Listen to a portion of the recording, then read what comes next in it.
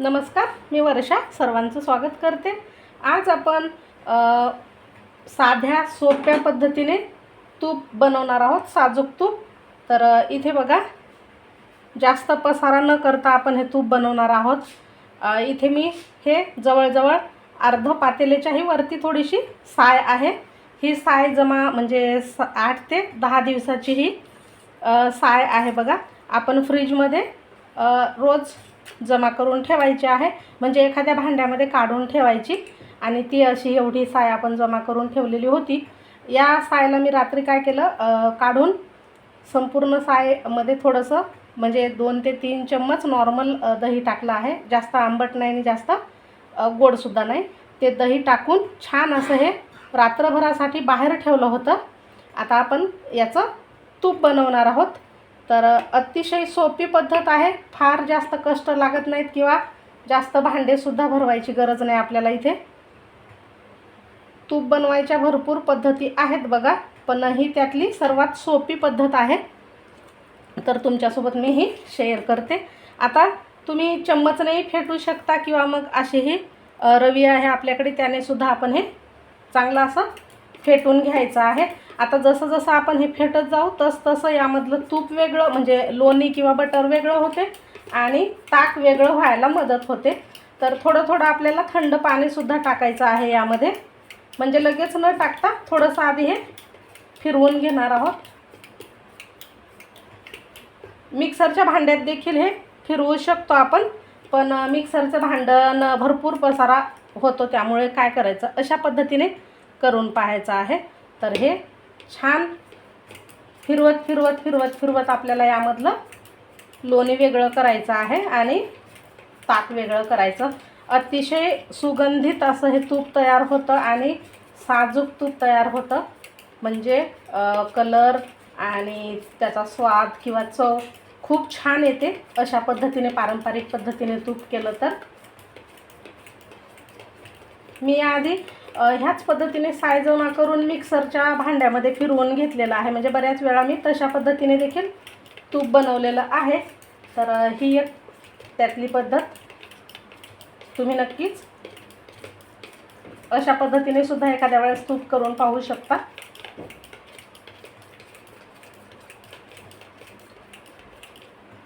तुम्ही इथे पाहू शकता, छान हे असे गोळे तयार व्हायला लागले।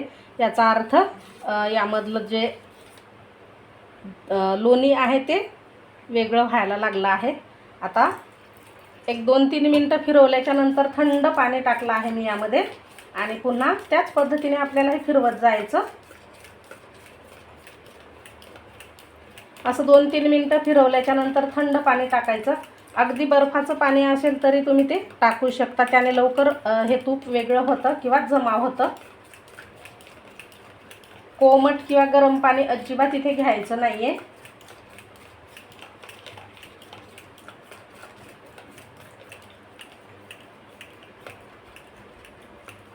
असं करत करत आपल्याला साधारण 7-8 मिनटं हे फिरवून घ्यायचं।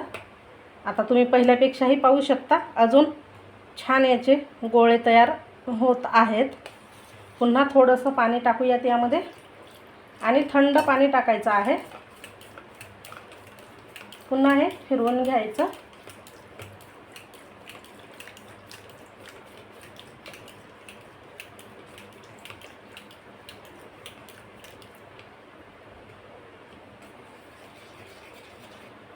भरपूर लोणी निघत आहे बघा। असंही फिरवून घेऊ शकता, दोन्ही हाताने नसेल फिरवायचं तर। तर आता हे लोणी लोणी बघा असं सेपरेट व्हायला लागलंय।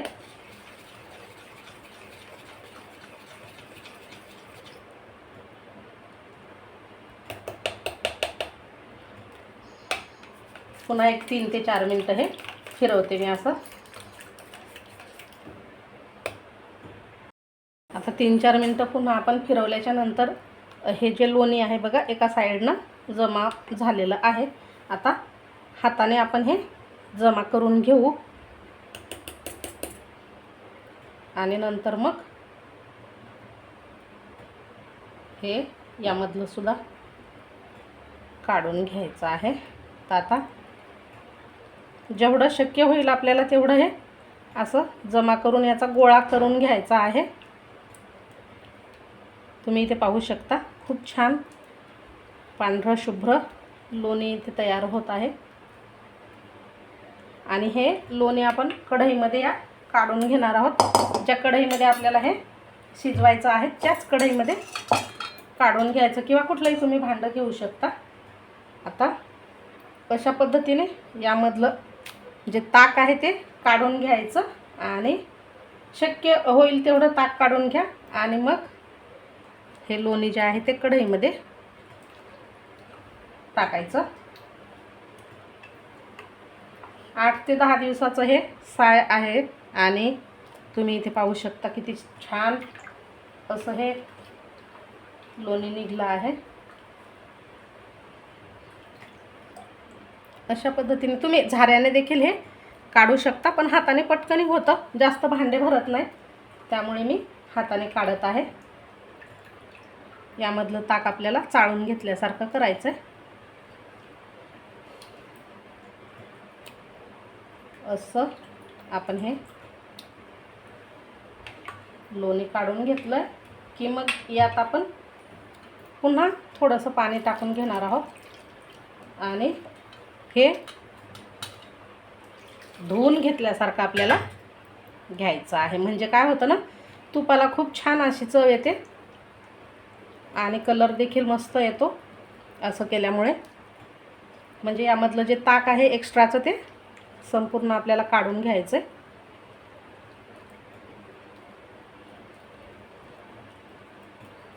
हे ताक आपण नंतर फेकून न देता याची कढी देखील करू शकतो किंवा मग झाडाला टाकू शकतो. पण मी काय करते, कढी करते ह्या ताकाची. मला खूप आवडते अशा घरच्या बनवलेल्या ताकाची कढी, खूप छान होते चवीला. तर मी शक्यतोवर कढीसाठी वापरते हे ताक. आणि उन्हाळा असेल तर मस्त साखर टाकून पियायला देखील खूप छान लागते.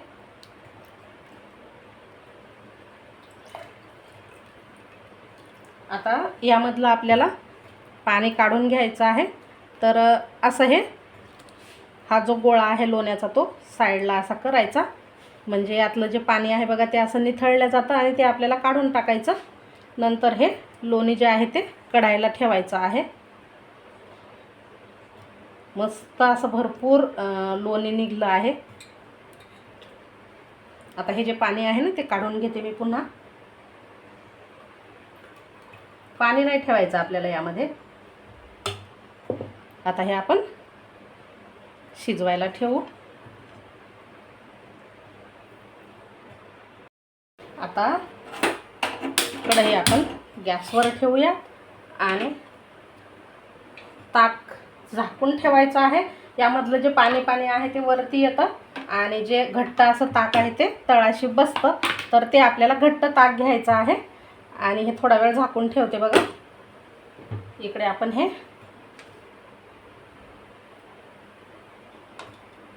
सुरुवातीला फुल गॅसवरती शिजवायला ठेवायचं. नंतर मग थोडा कमी गॅस करून आपल्याला हे शिजवून घ्यायचं आहे. भरपूर असं तूप निघते बघा आणि अगदी कमी भांडे भरले आहेत. भांडे म्हणजे अजिबात मी भरवलेच नाही आहेत. एकाच पातेल्यामध्ये आपण हे तूप बनवलं, म्हणजे लोणी बनवलं आणि कढईमध्ये शिजायला टाकलं. अजिबात भांडे आपल्याला जास्त पसारा करायची गरज नाही आहे. पसारा होत नाही आणि अगदी साध्या पद्धतीने मस्त असं तूप बनत आहे. आता हे एक 3 ते 4 मिनटं सुरुवातीला मी फुल गॅसवर शिजवते. आता हे थोडंसं बघा घट्ट झाल्यासारखं दिसतंय आपल्याला. आता गॅस मध्यम आचेवर ठेवायचा आणि हे असं सोनेरी रंग येईपर्यंत आपल्याला हे कढवून घ्यायचं आहे किंवा आटवून घ्यायचं मस्त. आणि अधूनमधून असं याला फिरवून घ्या, म्हणजे कसं हे तळाला चिकटणार नाही. छान रवाळदार आपलं तूप तयार होईल. तर असं मध्ये मध्ये 1-2-3 वेळा फिरवून घ्यायचं आहे तळापासून. आता हे छान तूप बनवून घेऊ आपण. आता हे बऱ्यापैकी बघा कडून तयार झालं आहे आता हे जे बबल्स दिसत आहेत ते तुम्हाला हे आपण यावरती थोडासा पाण्याचा हबका मारणार आहोत. कधी तूप व्यवस्थित असं तयार व्हायला आलं तेव्हा पाण्याचा हात मारायचा. अगदी थोडेसे असे पाण्याचे शिंतोडे फवारायचे आहेत याच्यावरती. तुम्ही इथे पाहू शकता लगेच हे जे बबल्स आहेत ते कमी होतात आणि नितळ आपल्याला साजूक तूप दिसतं. आता हे थोडंसं मी अजून हे कढून घेते बघा, म्हणजे आपल्याला अगदी वरती तूप आलेलं दिसेल आणि तेच तूप आपल्याला डब्यामध्ये गाळून घ्यायचं आहे. आता हे तूप तयार झालं आहे बघा. गॅस बंद करून एक 5 मिनटं थंड करून घ्यायचं आणि नंतर मग एखाद्या काचेच्या बरणीत किंवा डब्यामध्ये भरायचं आहे. पण काचेच्या बरणीत भरता वेळेस पूर्ण थंड करून भरा.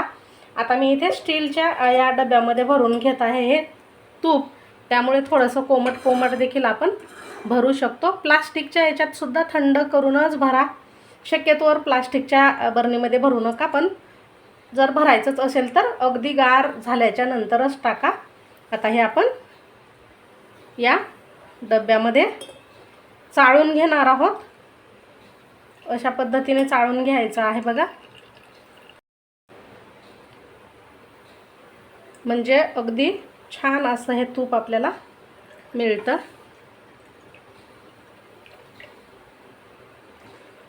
अगदी छान असा घरभर सुगंध सुटला आहे या तुपाचा.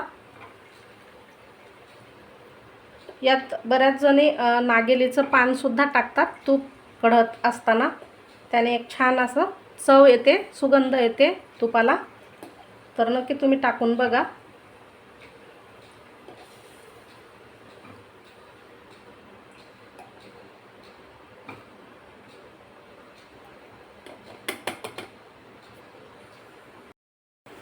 तर बघा आपलं हे तूप संपूर्ण गाळून घेतलं आहे. मी तुम्हाला दाखवते. इथे जवळजवळ पाऊण डब्बा एवढं हे असं छान तूप झालं आहे आणि कलरही तुम्ही पाहू शकता. अप्रतिम असा रंग आलेला आहे. सुवास देखील खूप छान आहे. आता हे थोडा वेळ असं झाकण न लावता हा डब्बा ठेवायचा आणि नंतर झाकण बंद करून तुम्ही हा डब्बा ठेवू शकता. तर असं आपलं घरच्या घरी अगदी साध्या सोप्या पद्धतीने जास्त पसारा न करता साजूक तूप तयार केलं आहे. कसं झालं नक्की कमेंट करा. व्हिडिओ आवडल्यास लाईक करा, शेअर करा. भेटू अशाच छान छान नवीन व्हिडिओमध्ये.